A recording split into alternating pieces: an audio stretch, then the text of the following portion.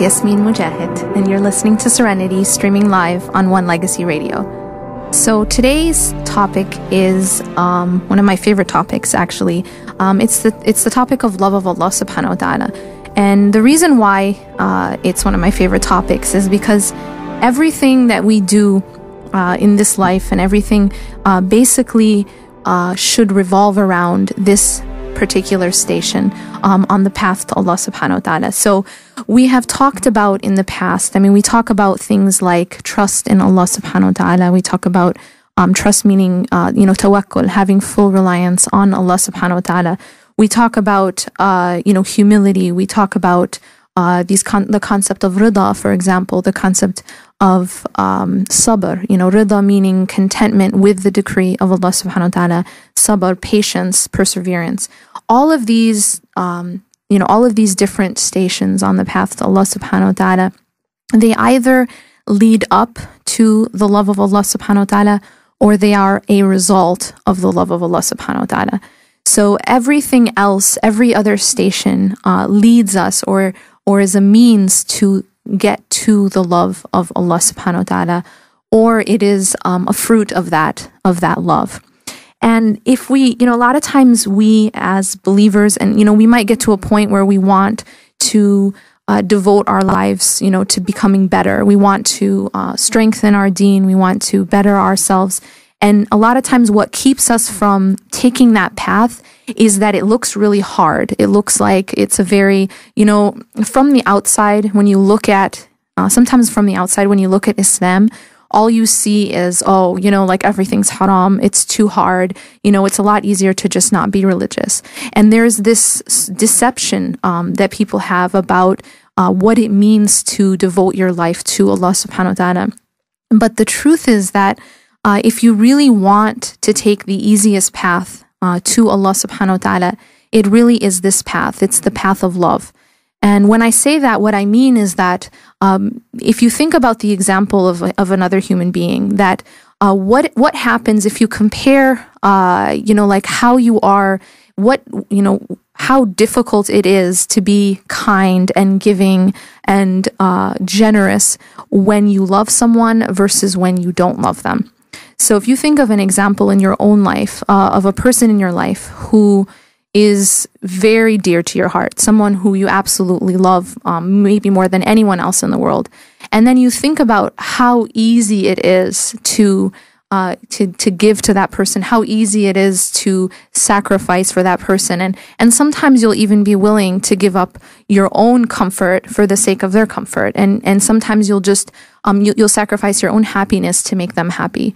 And this is something that when you really love someone isn't even very difficult to do. It's just sort of a natural consequence of love. And if you compare that to a situation where you don't really love the person, but you sort of feel obligated to the person, and it's a lot harder. At that point, sacrificing is much more difficult.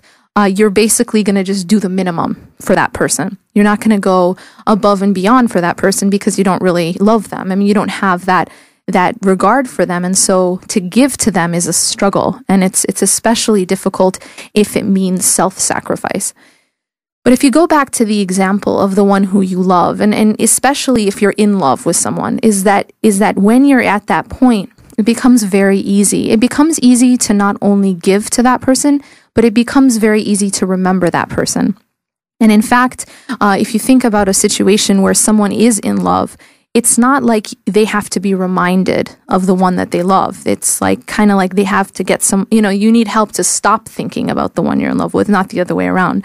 And so when you think about the concept of love, love is a very, very strong motivator.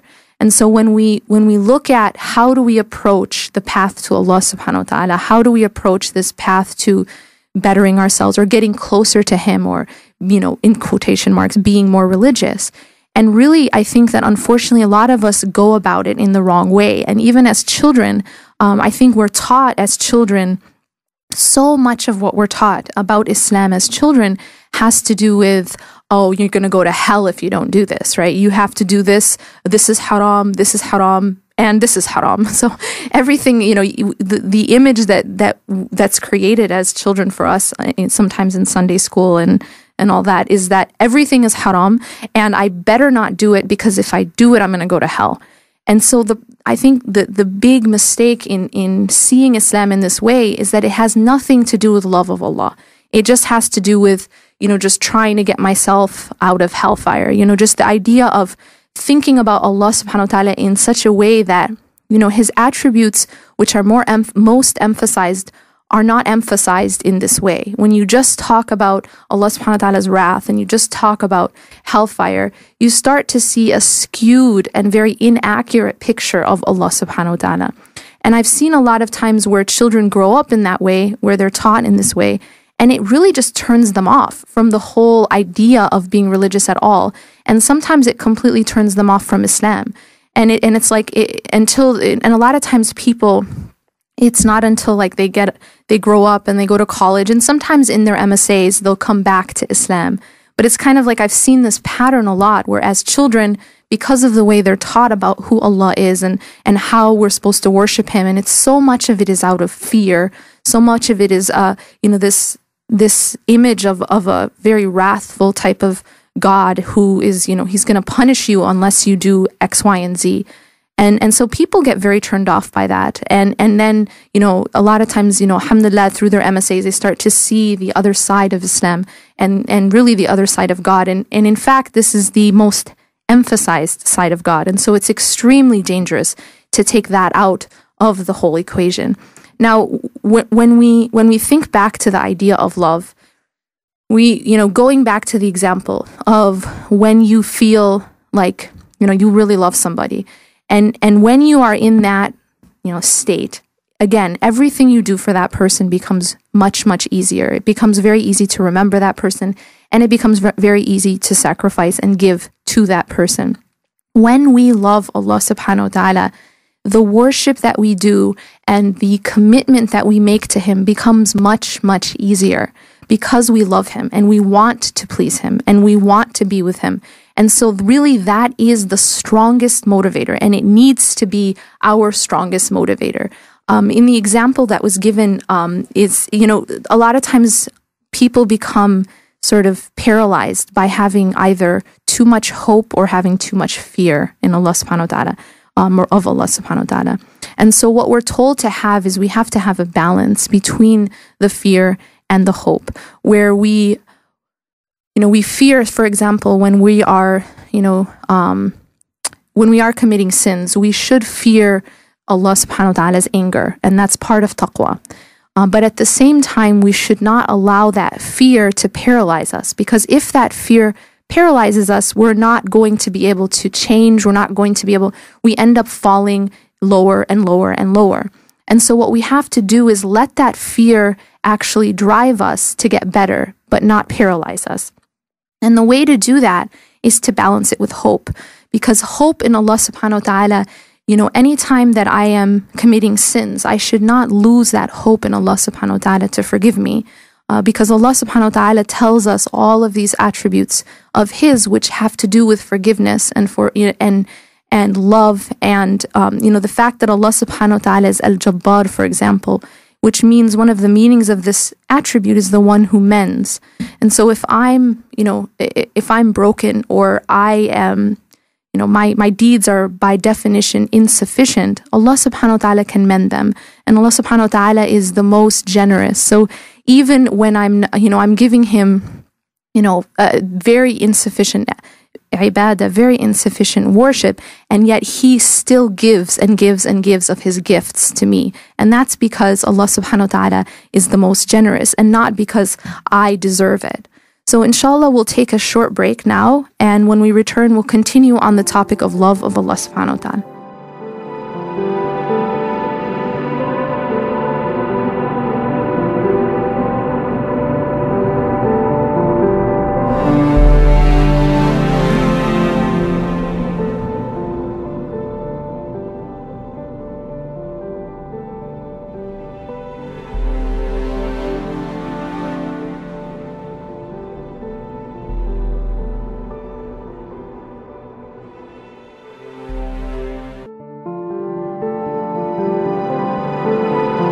Assalamu alaikum. This is Yasmin Mogahed, and you're listening to Serenity, streaming live on One Legacy Radio.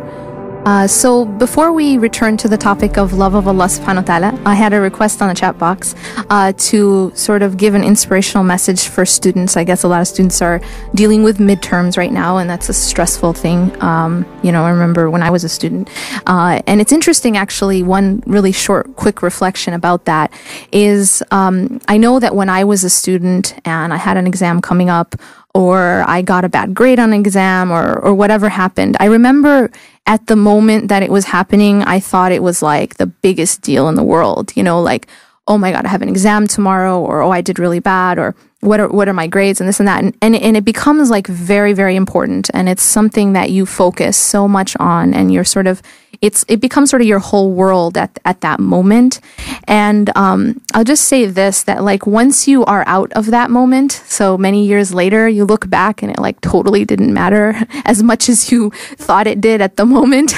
So I just kind of want to give that reflection, having gone through it and then looking back, that particular moment where I was freaking out about a test, or I got a, in the grand scheme of things, it mattered very little to none. So I'm not saying that, you don't do your best. You do your best. But I am saying that, really like you do your best, but you just kind of are able to step outside of it and realize that it really isn't the, the beginning and end of the world. It's something that you're doing, and then inshallah it'll pass. But basically, what I would say for advice, about, anything that you do, basically, whether you're studying or you're working or anything that you're focused on or working at in this dunya, is just to make sure that your focus is clear and that your intentions are clear. Because the Prophet ﷺ told us that he basically gave us a prescription to be successful in this life as well as the next life. And that prescription is to actually make your primary concern and your focus not on this life. So when you're going in and you're taking a test, or you're studying, or you're working on your, whatever degree it is, you're doing that, but your goal is not about dunya. Your goal and your end should not be just to get that degree, or just to make a certain salary, or, to have a certain prestige in society. But your goal should be bigger than that, and greater than that, and better than that. And that is for the hereafter. And if you make that your goal, and you make that your primary concern and where your focus is, Allah subhanahu wa ta'ala will make your matters easy for you. And this is based on a hadith of the Prophet ﷺ, where he talks about the difference between the person who makes the dunya his primary concern versus the one who makes akhirah, hereafter, his primary concern. And the one who makes the primary concern and the goal and the focus akhirah, the hereafter, Allah subhanahu wa ta'ala actually will join and make easy your affairs in this life. So always just remember, your priorities. One thing I want to point out is sometimes we don't get involved enough in things that will bring us closer to Allah subhanahu wa ta'ala, such as like study circles, or going to lectures, or just basically being involved in these things because we have to study, or because we have we have all these commitments at school. And while obviously you're not supposed to abandon your commitments at school, but if you realize, like, if you always make it a priority to put Allah subhanahu wa ta'ala first, you will find that Allah subhanahu wa ta'ala will put barakah, will put blessing even in your study time. And you can be able to do things in less time than you would otherwise, if you make Allah subhanahu wa ta'ala the priority. So it's just, some reflections to think about. It is very important that you are involved along with your school with some consistent activity, which is keeping you and bringing you closer to Allah subhanahu wa ta'ala. Some type of dhikr, some type of consistent halaqah, for example, or something that you do regularly. That I cannot overemphasize, that point. It's extremely important. We cannot build our relationship with Allah subhanahu wa ta'ala based on just sporadic, things that just, we go to a lecture here, we listen to something on YouTube once, but it needs to be consistent. Just like you need to consistently eat food in order to stay alive, you need to consistently have these remembrance, you need to consistently be working on your heart in order to keep it alive. So back to the topic of of hope and fear and then love. There's a really beautiful statement of Ibn al-Qayyim rahimahullah in which he says, on his way to Allah, a believer's heart is likened to a bird. Love is its head. Fear and hope are its wings. Hence, when the head and wings are sound, the bird will perfectly fly. If the head is cut, the bird will die. And when he loses the wings, he will be inevitably objected to hunting. It's so, like, subhanAllah, Ibn al-Qayyim rahimahullah, man. So he's talking here about a concept. I mean, it's just, yeah, it's deep. So here, if you think about, he's talking about that the head of the bird is love. So what is it that leads the bird? It's love of Allah subhanahu wa ta'ala. So this is what should be driving us. This is what should be leading us in our path to Allah subhanahu wa ta'ala. And the wings, if you think about the wings now, what happens if one side of the wing is broken or weaker than the other side? Well, what happens now is the bird isn't as stable, and so it's more likely to be shot down. And this is a perfect analogy. If you think about a person who has too much fear, for example, and not enough hope in Allah subhanahu wa ta'ala. When you have too much fear, this is where you get a situation of like, well, I'm going to go to hell anyway. What's the point? People say things like that. Like, what's the point? No matter what I do, I'm going to get punished. Or no matter what I do, I'm going to sin. Or no matter what I do, I'm going to fail. So what's the point in trying? It's this loss of hope because the fear is too strong and the hope is too weak. And if you look at that situation, now that person who has that mindset, are they motivated to really act? They're not. And that's because they don't have that proper balance. Now, if you look at the other side of it, where you have too much hope and not enough fear, when you have too much hope, this could be a situation where it's kind of like I can do whatever I want and I'm still going to be saved in the end, right? It doesn't matter because I can, you kind of have too much wishful thinking where you think that I can do whatever I want, act however I want. And then, it's kind of the idea of I can live my life however I want, and then before I die, I'll just say La ilaha illallah, and then I'll be fine. But the problem with this thinking is that at the time of death, for example, the only thing that you're going to be able to speak with your tongue is what's filling your heart. And so if your heart is, you lived your entire life just living for dunya and loving dunya, and Allah subhanahu wa ta'ala was not in your heart, guess what? He's not going to be on your tongue when you're dying, because your tongue is going to speak what's in the heart. And so whatever your heart was attached to, that's what comes out at the time of death. And it's so interesting and it's actually very scary to look at people when they're dying, to look at what they say and how they act. And there are times, and I'm sure many of us have heard of these cases, where people at the time of death, they can't say La ilaha illallah. They're not able to. People around them keep telling them, say La ilaha illallah, repeat after me, say La ilaha illallah, and they're not able to say it. Allah subhanahu wa ta'ala that person will not be allowed to say La ilaha illallah unless they had La ilaha illallah in their heart, unless that's what they lived. So what you live and what you carry inside is what you're going to end up seeing and what you're going to end up speaking at the time of death. So the whole idea of the bird is that it needs to be balanced, that the hope and the fear need to be balanced, and the love needs to drive the person. This is really what drives me is my love for Allah subhanahu wa ta'ala, that I want to please Allah subhanahu wa ta'ala, and I want to meet Allah subhanahu wa ta'ala, having Him be pleased with me. And so on the topic of love, I want to actually mention a couple ahadith where Allah subhanahu wa ta'ala speaks about the issue of love of Allah for the slave and the love of the slave for Allah subhanahu wa ta'ala.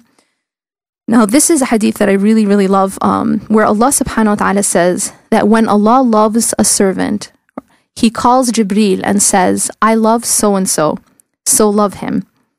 And then Jibreel loves him.